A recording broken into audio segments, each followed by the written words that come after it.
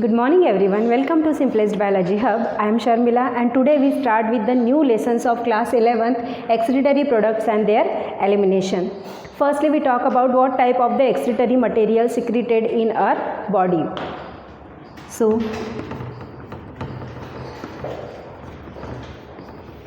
In human being lots of the excretory materials is secreted.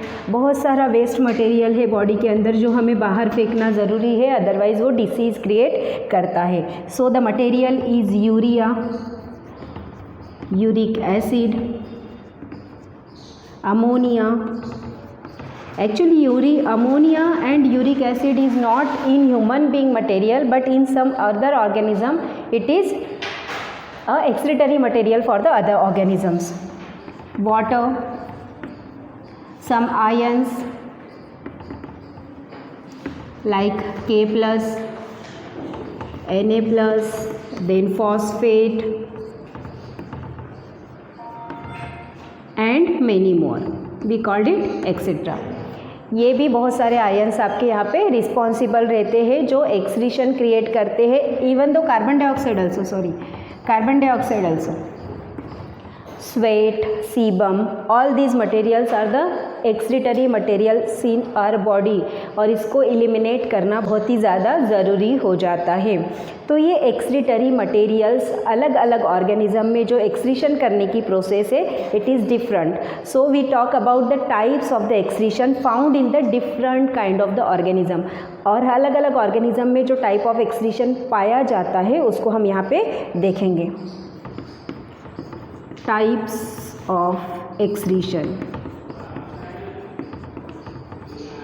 On the basis of their product of the excretion. किस तरह का product वो excrete करते हैं उसके बेसिस पे they are categorized into 3 category. First is ammonotelic organism. वो आपका एक्सक्रीट करते हैं अमोनिया. एंड अमोनिया कैसा है बेटा? Ammonia is highly toxic material. Toxic material है, उसको डिजॉल्व होने के लिए more quantity of water is required for dissolve of water is required. तो ऑब्वियसली जो एक्वेटिक एनिमल्स है जहाँ पे बहुत सारा वाटर अवेलेबल है, उनके एटमॉस्फेयर में भी है, इवन तो उनकी बॉडी में भी है. Aquatic animals are mostly ammonotelic in nature. Ammonia को रिलीज करते हैं. So we write down here the aquatic animal. Example is aquatic animals generally. Okay, so the second category is ureotelic. Ureotelic organism excrete urea excrete करते हैं.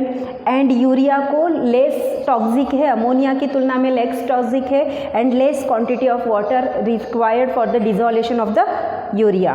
तो यहाँ पे हम बोलेंगे less water required than ammonia. Ammonia की तुलना में कम क्वांटिटी में वाटर लगता है. ओके, एग्जाम्पल क्या है उसका? Example is human being and some reptiles also. Only some reptiles, not all reptiles. Human being जो है हमारा यूरियोटेलिक है, यूरिया को एक्सक्रीट करता है. And the third category is uricotelic organism that we call they remove the uric acid from their body and uric acid is very less toxic than the urea से भी बहुत ही less toxic है. तो uric acid को obviously बहुत ही कम quantity में water dissolve होगा. तो कुछ ऑर्गेनिजम्स जो है जिनको ज़्यादा वाटर की आवश्यकता नहीं रहती है, जैसे आपने देखा होगा छिपकली को कभी पानी पीते हुए नहीं देखा आपने. बर्ड्स जो है वो भी बहुत कम क्वांटिटी में वाटर आपका पीते हैं. इंसेक्ट को कभी आपने पानी पीते हुए नहीं देखा होगा. कॉकरोच को कभी पानी पीते हुए नहीं देखा होगा. तो ये जो ऑर्गेनिजम्स हैं इनकी बॉडी में से जो एक्सक्रीशन मटेरियल जा रहा है वो यूरिक एसिड जा रहा है. तो उनकी बॉडी में जितना अवेलेबल वाटर है उसी अवेलेबल वाटर का वो यूटिलाइज करेंगे एंड एक्सक्रीशन प्रोसेस करेंगे. So in the form of uric acid and example very less water is required. We called it very less water is required to dissolve. And example क्या है बेटा इसके? Example है birds and insects and etcetera. These are the three main category where the organisms are divided on the basis of their material of excretion. किस तरह का material वो excretion का करते हैं, किस तरह का एक्सक्रीशन करते हैं उसके बेसिस पे. First is ammonotelic, ammonia excrete कर रहे हैं. Second is ureotelic, urea excrete कर रहे हैं. And third is uricotelic, uric acid excrete कर रहे हैं. तो ये हो गए हमारे ऑर्गेनिज्म का डिवाइडेशन. बट हर एक ऑर्गेनिज्म के आपका एक्सक्रीशन करने के लिए डिफरेंट ऑर्गन डेवलप हुए हैं. अभी हम उस ऑर्गन के बारे में भी यहाँ पे देख लेते हैं कि कौन से ऑर्गेनिज्म में किस तरह का एक्सक्रीशन मटेरियल किस तरह का एक्सक्रीशन ऑर्गन डेवलप हुआ है.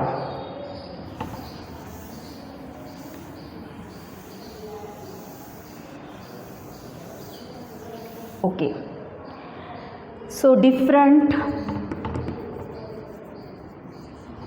excretion organs in different organism.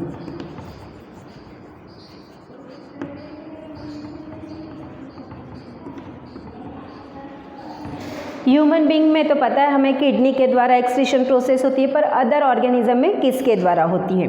तो firstly we write down about the human being he.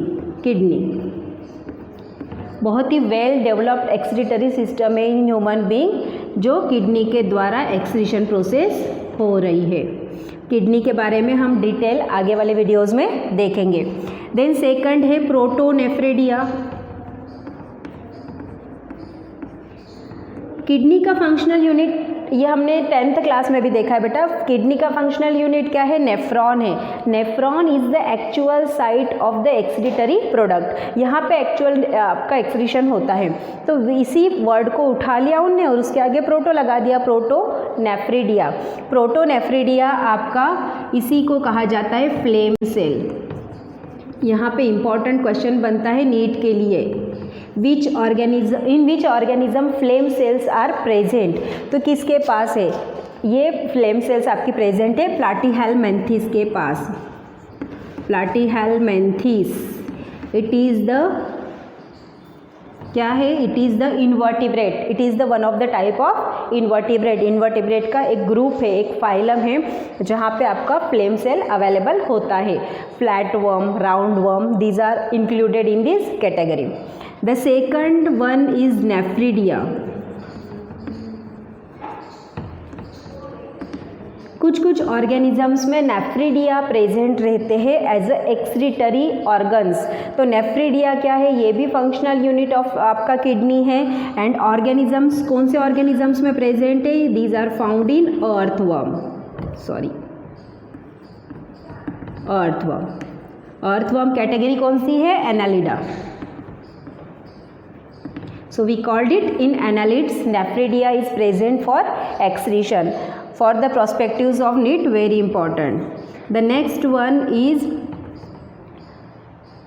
Malpighian tubules.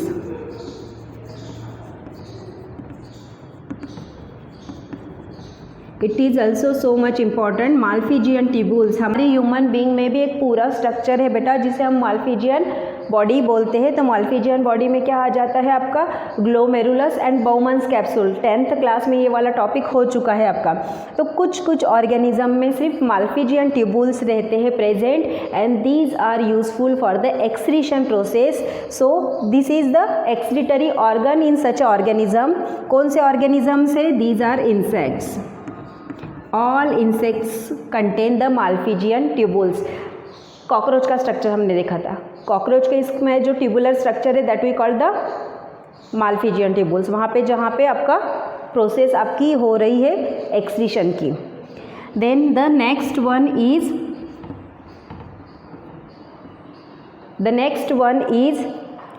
एंटियल cell. Antial cells or we also called it green glands. कुछ organism में एंटियल cells और green glands जो है वो भी आपका एज अ एक्सक्रीटरी मटेरियल्स या एक्सक्रीटरी ऑर्गन्स यूटिलाइज होता है। तो कौन से ऑर्गेनिज्म से? That is the prawn. Prawn में आपका ग्रीन ग्लैंड प्रेजेंट रहता है for the excretion process. These are the different types of the organs present in different organisms. Now we talk about the introductory part and the structure of human reproductive system.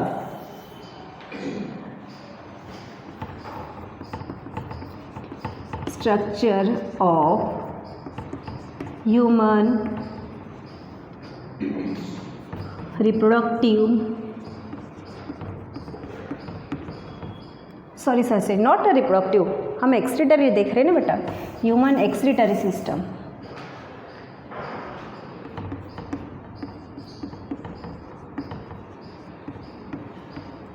Human excretory system में क्या है? 2 kidney है। So we draw here the structure of kidney.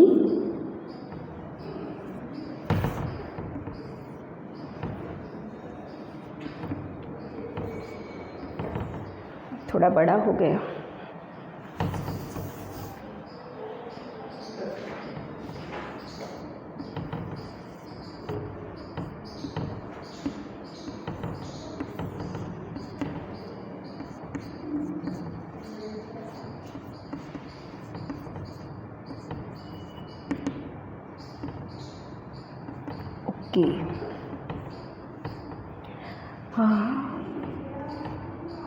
From there the ureter is there. I am wrongly draw it.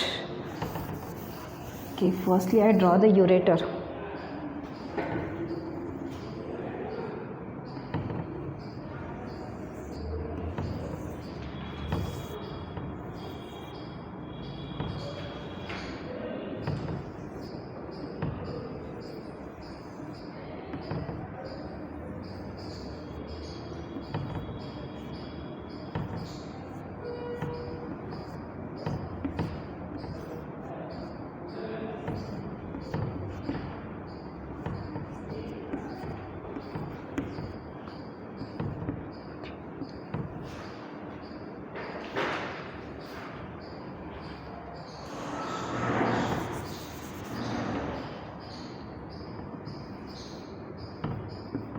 Okay, this is our kidney. So it is kidney, right kidney and left kidney, then renal artery. Renal artery is the artery provide the oxygenated blood to the kidney, and next one is renal vein, which is collect the deoxygenated blood from the kidney. So kidney are found in pair. It is attached to the tubular part that we called ureter, and ureters are opens in a sac like structure that we called urinary bladder. Urinary bladder is the sac like structure, and the opening of the urinary bladder we called urethra. This is the simple structure of kidney. So the color of the kidney, the important terminology related to kidney, it is the reddish brown color.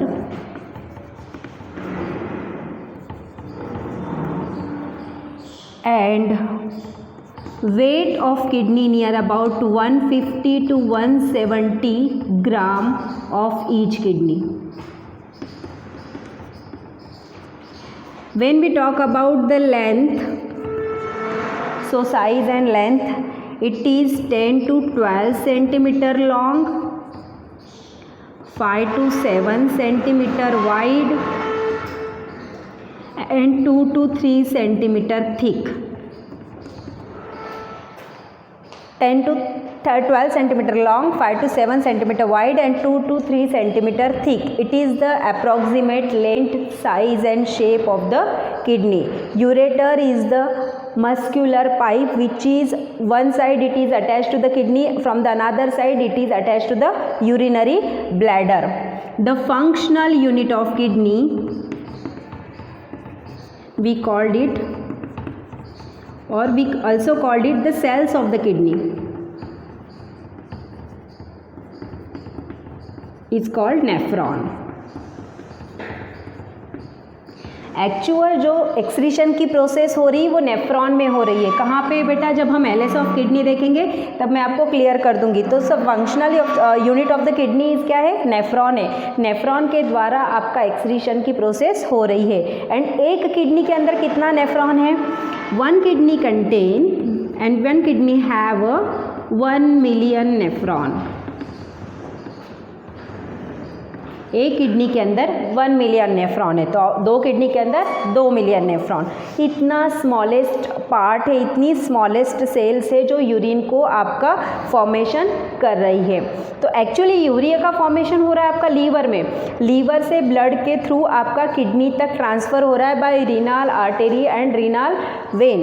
And then kidney के द्वारा जो nephron है, nephron उसमें से जो unwanted material है उसको remove कर रहा है एंड जो वांटेड मटेरियल है उसको फिर से रीएब्सॉर्ब करके हमारी बॉडी में ऐड कर रहा है. तो ये प्रोसेस नेफ्रॉन के द्वारा की जाती है. That's why we call the nephron is a functional unit of kidney.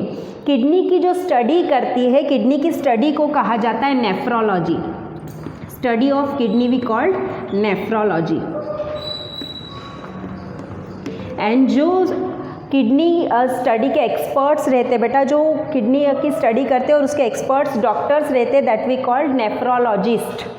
इस तरह से कुछ कॉमन क्वेश्चन किडनी का जो प्राइमरी स्ट्रक्चर है उससे अराइज होने की पॉसिबिलिटी है.